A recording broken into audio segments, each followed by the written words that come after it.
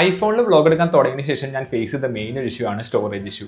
512GB വാങ്ങുന്നതിൽ 1TB വാങ്ങാറുന്നതിലൊക്കെ friends ചോദിക്കാറുണ്ട്. പക്ഷേ ഈ 256GB ഒപ്പിക്കാൻ പെട്ട പാടെ എനിക്കറിയത്തുള്ളൂ. കുറേ ഫോട്ടോസും വീഡിയോസും എടുക്കുന്ന ആളായതുകൊണ്ട് തന്നെ ഈ 256GB തന്നെ തീർന്ന വഴി ഞാൻ അറിഞ്ഞില്ലായിരുന്നു. അങ്ങനെ ഐഫോണിന്റെ സ്റ്റോറേജ് ഇഷ്യൂ മാറ്റാൻ വേണ്ടി ഞാൻ ഒരു SSD വാങ്ങാൻ തീരുമാനിച്ചു. SSD ഞാൻ മാർക്കറ്റിലൊക്കെ സെർച്ച് ചെയ്തപ്പോൾ എനിക്ക് കൂടുതലും സജഷൻസ് വന്നത് സാൻഡിസ്കും സാംസങ്ങും ആണ്.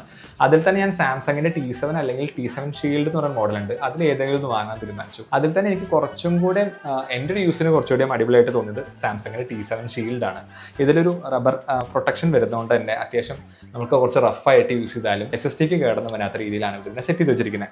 ഇതിൽ നോക്കുകയാണെങ്കിൽ നമുക്ക് 3 മീറ്റർ വരെ ഡ്രോപ്പ് റെസിസ്റ്റൻസ് ഉണ്ട്. കൂടാതെ IP65 റേറ്റിംഗ് ഉള്ള ഒരു SSD ആണ് കേട്ടത്.